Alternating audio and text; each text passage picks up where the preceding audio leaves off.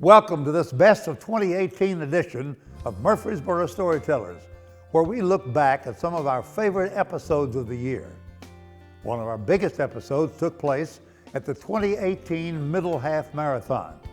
We had the chance to speak to many of the individuals working behind the scenes to make this big event happen, as well as participants of the race.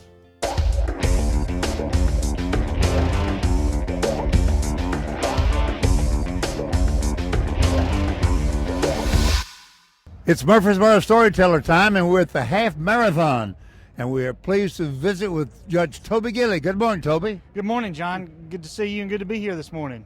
Are you a regular participant in this event? I have never missed it. This is my 12th in a row consecutively. Wonderful. And this is a half marathon, right? It's a half marathon.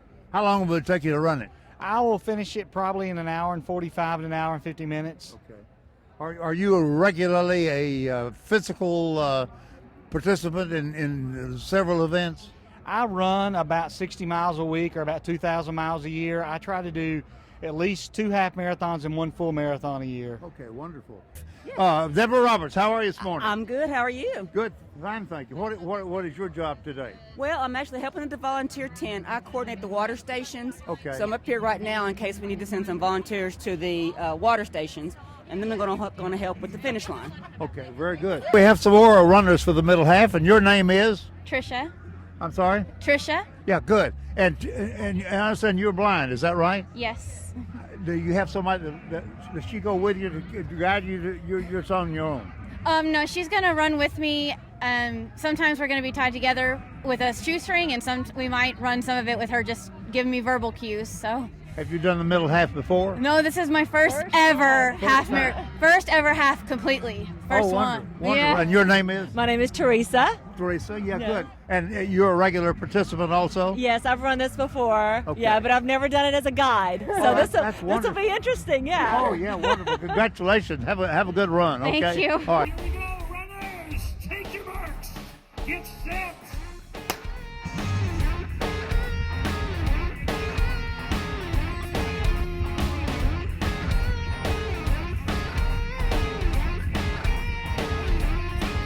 And we have our mayor of the city of Murfreesboro. Mayor, how are you this morning? Oh, excited. This is it's a good event, perfect running weather. Ideal, isn't it? Oh, it's absolutely 12th annual middle half, and so we've, I think, been here for all of them, so excited to see the over 2,000 people who are here this morning. That's wonderful. And you're a runner, aren't you?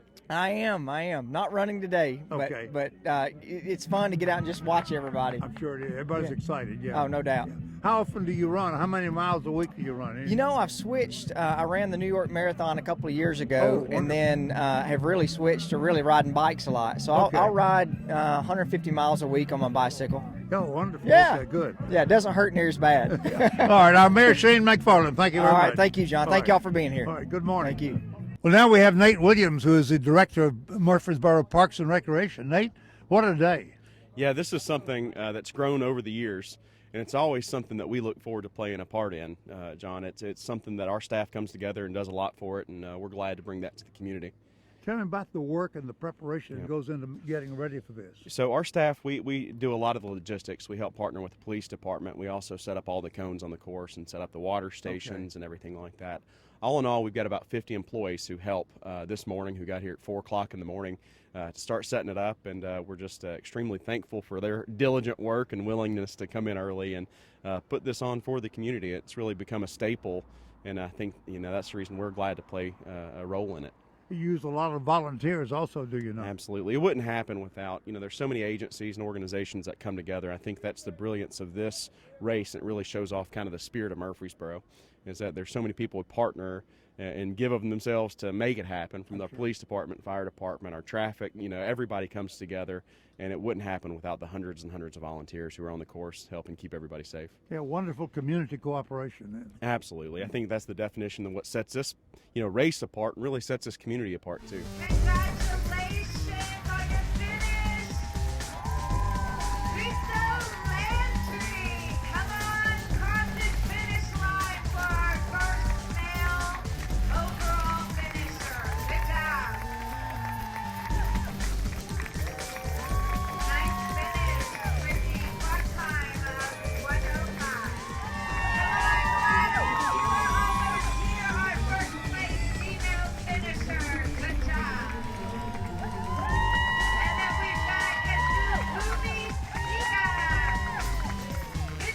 With the finish line of the middle half, we have two ladies that just completed. Give me your names.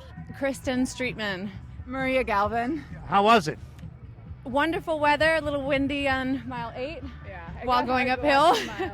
but it felt good. How was your time? It was a PR. Yeah. PR for me as well. Very good. Congratulations. Thank you for participating. Thank you. This is great. All right, have a good morning. Okay. Good morning. How was the middle half? It was wonderful. It was refreshing. I bet, yeah. Good 13.1 mile refresher. And how was your time? I did 127.50, so pace is 6:43.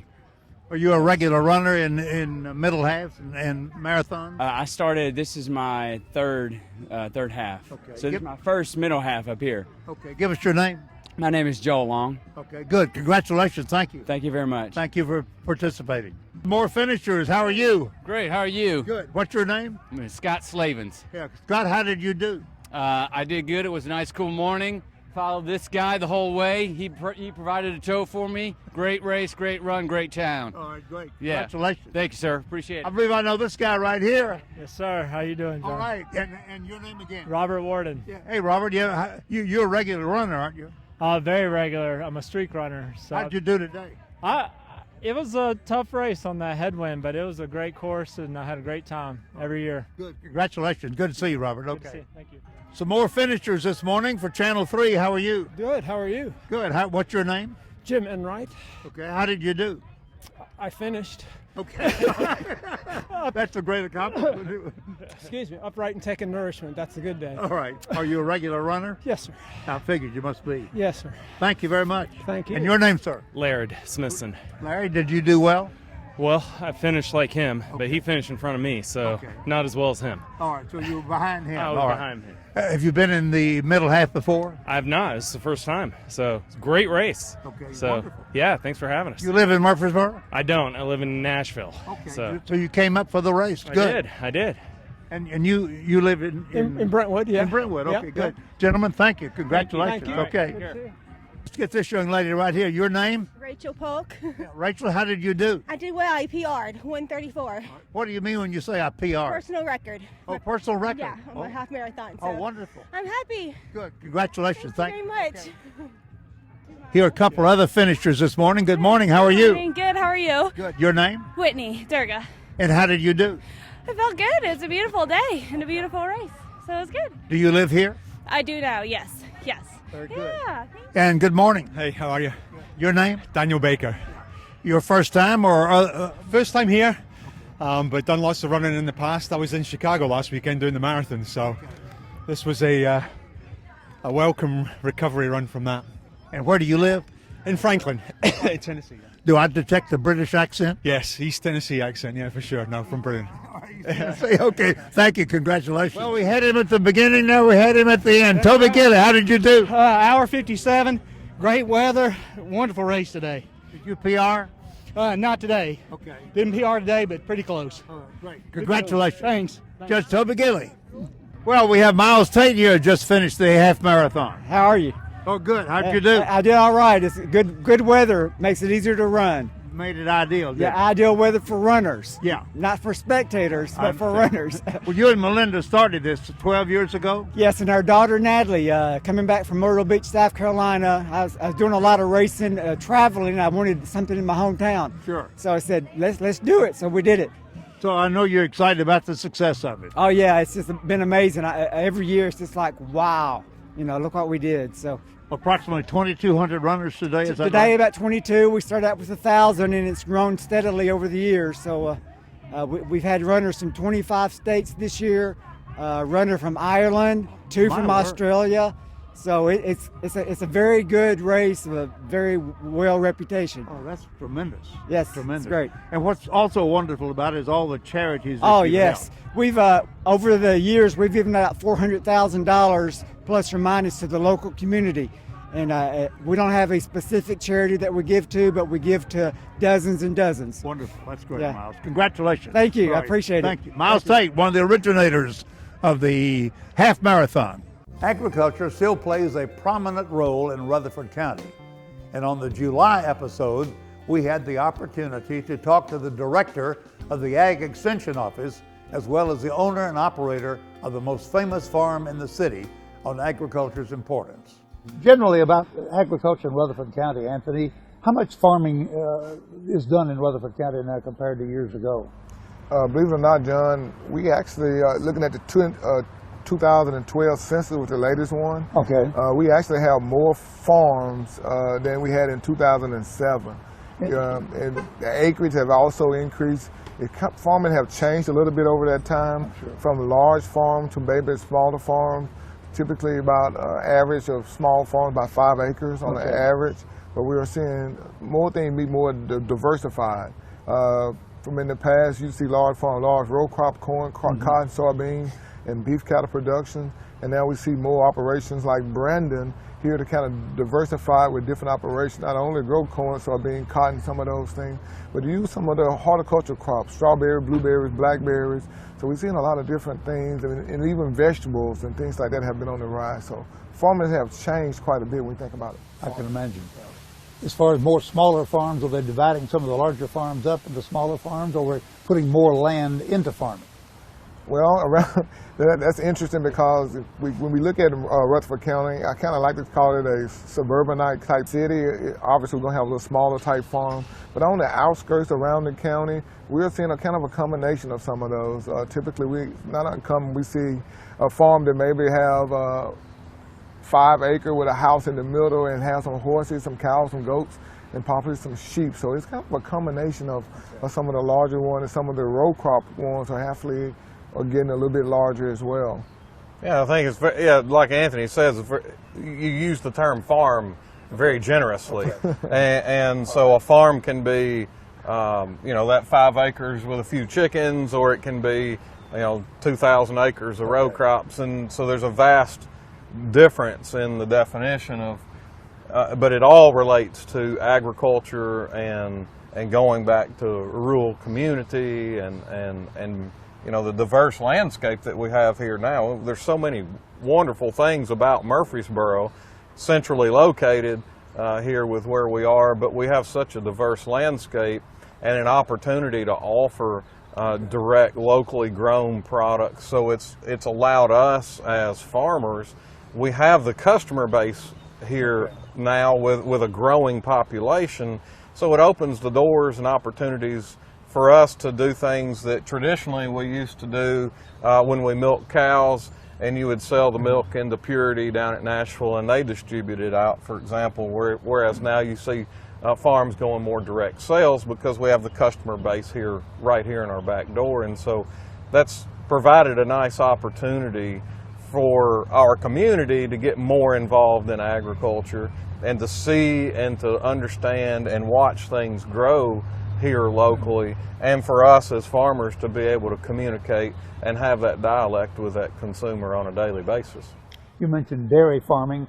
I remember not too terribly long time ago when that was a big industry here. I remember we had as many as 150 dairy farms. Absolutely. And probably count them on your hand. We have 3. 3. I believe, is it 3? 3 or 4. I think it's 3 in the county now. So we have gone from traditionally a very rich dairy county. Here, because of our landscape, we don't have really large fields to do the traditional row crops and type things here. We have some bigger farms, but our landscape, our traditional farm size here, historically is a 100 to 150 acre farm here, and that suited itself very well, the landscape and the land usage to raise and to milk cows, somewhere in that 40 to 75 to 100 cow range you could support on a farm that size. But it's kind of that industry itself has changed dramatically over the years. Technology has also changed, where you have to have the large acreage to actually produce so many crops. So now with technology, within seeds and production practices, so now we can grow a lot more on a smaller landscape, smaller acreage of land. So. Yeah. And so you've seen farmers in the community and all, as one industry changes and you can't be economically viable in that anymore, you have to diversify and you have to do different things. And so you see more direct sales now. With maybe those dairy farms have gotten into vegetable production, or they've gone into crops or hay or whatever those may be. You try to find ways and adapt to your surroundings and adapt to your community of how that changes. And that's, prime example is the strawberry patch here. You asked me 15, 20 years ago if I ever thought I'd be farming strawberries, and I would have said, no, I really highly doubt that. I mean, because I grew up in beef cattle and dairy cattle and tobacco, and then, of course, got married to Catherine and got into the hog business 20 years ago with her and John L. So, you just didn't see yourself going in different ways, but that's life, right? And you roll with life. You roll with life, and you roll with your surroundings and the opportunities that present themselves. And I think that's what agriculturalists, that's what farmers are. We're opportunists and entrepreneurs that constantly look for ways to be a better part of our community. How is what we do important? And it's great that you're here, because we all love to eat 3 times a day, if not more. And if there's ice cream involved, we can handle that much more than 3 times a day. Change the subject now. A major issue in our country has been opioid abuse. In May, we spoke to local law enforcement and a state representative on how Murfreesboro and Tennessee are tackling this issue. Explain opioids to me, if you would, Brian. Opioids are essentially a pain-killing type of medication. They've been around for a long time. The problem we're having now is people getting dependent, tolerant, and having addiction to opioids, and we're actually having an increase in babies that are born addicted to opioids. Because the mother has been taking them. The mother's been taking them, and it passes to the baby in utero. So, what exactly an opioid is it is a painkilling medication that attaches to receptors in your bodies and into your body, and then some of the painkilling effects, but some of the other effects that it has on you. And when you take it longer term and the amount that you take, you increase the risk of getting the addiction. And so what ends up happening is you start and you have tolerance, where you have to have more and more medication to have that same effect. Then you get dependence, where your body's dependent on it, and then you go to addiction. Okay. And that addiction leads you to go for other items or drugs as well. And that is correct. Once you're addicted, that is a behavioral change that a lot of people have. And what we're seeing now is that people are going to the street, and obviously heroin is an opioid. Fentanyl, which is an actually legal drug that we have in the hospitals and in the ORs. People are using that on the streets now. They're getting it from China through Mexico, and they're seeing that. And Eric, you've seen this in your work as a vice officer, I'm sure. Oh yes, I worked for many years. I ran a narcotics unit, but just in general, just in police work, we have been seeing an increase in opiate use. Really, when we start talking about heroin and fentanyl since 2012, it has really started to climb and spike on us. And a lot of the fentanyl that we're running into is coming from the illicit market. It's not counterfeit per se. It is fentanyl, but it's not produced in a real pharmaceutical setting where that is, what would be prescribed by doctors. And that's where we run into, a huge problem. Mm-hmm. And you see a lot of that happening on the streets here? Oh, yes, coming sir. into our community? Yes, sir. Yeah, there's been a significant increase since 2014 in the amount of fentanyl and the analogs of fentanyl that are similar in relation. There's sufentanil, which is actually another drug that we use at the hospital. And the way I like to explain it to folks, in order for you to go from tolerance to dependence to addiction, the potency of the drug and the route of administration speeds you up through that process. And if we talk about opioids, most everybody's heard of morphine. And so morphine is, we talk about morphine equivalents, and there's pain pills out there called Percocet or Lortabs. They're a little bit different, but they're both opioids. But Percocet is about 1.5 times as strong as morphine. Heroin's about 5 times as strong as morphine. Fentanyl is about 100 times as strong as morphine. Sufentanil is about 1,000 times strong as morphine. Oh my word. And then there is a large animal tranquilizer out there called carfentanil that is 10,000 times as strong as morphine. And so what you're seeing is people that are dealing these drugs illicitly on the street, they know that it's more potent and they're getting it cheaper than heroin. And if they get it into somebody's system quicker, they get addicted quicker. Okay. And so that's why they've got that on the streets. Contrast the effect of morphine and the one that's 10,000 times stronger, other than the numbers.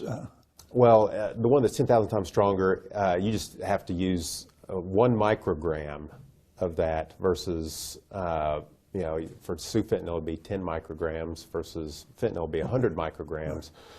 So it's just a small amount is all you need to have what I would consider to be a human dose of the medication. Of course, carfentanil is not used in humans, but it's out there. Okay. And I think what we see too is, you mentioned, you know, the pills, Percocets and things like that. Well, a lot of people, we're seeing where they're getting fentanyl off the illicit market. Okay. And then they get a pill press, and they try to use fentanyl with whatever other adulterant they can make up, and then they'll press these into pills and purport them to be, you know, Lortabs or Percocets and things of that nature. And people are buying them believing that they're buying them on the illicit market, but they're buying them believing they're a little bit safer because they are, you know, maybe have been diverted from its, you know, intended use, you know, to the illicit market. But that's not the case, and that's not what they're getting. And then when that happens, that's when we start seeing, you know, the increase in overdoses and things of that nature, because they're not getting, you know, that Percocet. You're getting that fentanyl that is, you know, 10,000 times as, you know, 1,000 times stronger, and they think they can take it in the same dosage. And plus, it's some guy that's producing it, you know, somewhere that is allowing, you know, there's not any quality control in it. I'm sure. Yeah. I was going to say, in addition, I think they have they're also finding, within marijuana, they're spiking it with fentanyl. And so those are some issues if they're out there buying this illicitly on the street, and it's spiked with fentanyl or other drugs. You're really smoking it then with marijuana. And so they're really you're playing Russian roulette with your life if you're getting these drugs on the street. In August, we had a chance to sit down with Mike Bowen, chief of the Murfreesboro Police Department, at the new headquarters. Bowen talked about the new facility and his plans for the department. You become a police officer and as a native of this community, and now risen to the role of chief, and in your first year of probation, I guess we'd call it. Yes, sir. Yes, sir. Yes, sir. First year, and it's been a lot going on. It's a lot of good stuff going on. We are slowly moving into this facility here, and it's something that's been long anticipated. Absolutely. And it's definitely going to be a great place for our staff. It'll get us back under one roof again, to where right now we're spread out over different properties. We actually have rental property off Rutherford Boulevard where our CID staff is now. That's what Bob Park Realty was at one time. Yes, sir. Yes, sir. So hopefully here in the near future we'll all be back under one roof again, and operationally that just is big for us. So you had more than one location. I remember South Church Street was your main headquarters, I guess. Yes, sir. We have the main headquarters on South Church Street, and then as you go down the block, our record sections and our annex, our training division is actually on the corner there, Broad and Church. So we're close together, but we're spread out in separate buildings. Where Courier Printing was at one time, and even before that, Young Lumber Company. I remember the Courier. I don't remember the Young, and I remember you telling me about Young Lumber Company. So right there at that location. Yes, sir. 320 South Church Street was our address. We're 302, and 302 South Church. Thank you. Yes. We're 302 in the headquarters. Oh, so Young, that would probably be right. 320 was that location. Probably be right. Well, we're originating from the community room of the new headquarters facility here in Murfreesboro on North Highland. Yes, sir. What a magnificent building it's turned out to be, and I know you're so proud of it. Yes, sir. Yes, sir. When you look at projects of this nature, it's amazing the amount of time that you put into them. Sure. I remember in 2010, wasn't really real specific plans or anything of that nature, but I can remember the thoughts, the concepts. Hey, one day we're going to have to be looking at a new headquarters building. Okay. Then in about 2012, I joined the conversation, and that's when things became a little more serious, and we started actually discussing locations, what some of the thoughts would be. And then fortunately, this property, when the medical center moved out, became available, and we were approached by city leadership and asked if this would be a location, a suitable location for us, and we were on board with it. We thought it'd be a great place. As things were moving out, it was a great opportunity to move into when everything's moving out, to move into an area and hopefully contribute to the neighborhood. As you mentioned, the former location of Murfreesboro Medical Clinic, which moved away from here a few years ago, and the property became available and been converted now into this modern, up-to-date police headquarters. Yes, sir. Yes, sir. You look back, and I think it was Cliff Sharp when we did when we started construction here, who had talked about the way that the building had served the community through medical services, and kind of reiterated that through police services and by our presence here, that it's another way for this facility to serve the community. So there's a good correlation there. Physically, here on Highland, you have parking out front. You also have parking in the rear, I guess, for your vehicles. Yes, sir. We have visitor parking out front, as you can see out the windows here, and then out back we'll have our secured parking, and that's where the patrol cars and things like that, they'll come in and out of there every day. I know you have a number of vehicles for the police department, some marked, some unmarked. You have any idea roughly the amount of vehicles you have? I don't have an exact number, but of course we do have a take-home program. I think statistics have shown that if you can put a vehicle with one person and let them drive that vehicle continuously versus pool cars, the pool car concepts, you get more longevity out of vehicles. I can imagine. So we do have a take-home program, help us with our responses as well.